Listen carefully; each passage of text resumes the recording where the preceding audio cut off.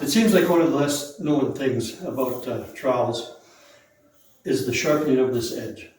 A lot of men think that a knife sharp, a type of a knife blade sharp, is good. It's not. That type of sharpness smears your mud. You sharpen this flat, like a skate, like flat sharp, not a knife sharp. And the flat sharp, when you're troweling, it cuts the mud.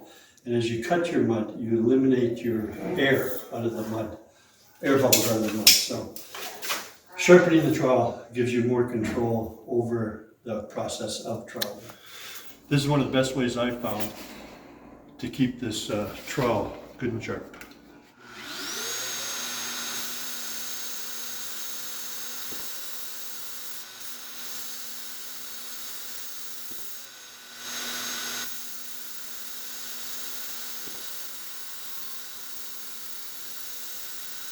There's a few ways to sharpen this trowel, so it's important to keep that edge sharp. You do it once and you'll notice a difference in your troweling and the control that you have and the way in which you can cut your mud.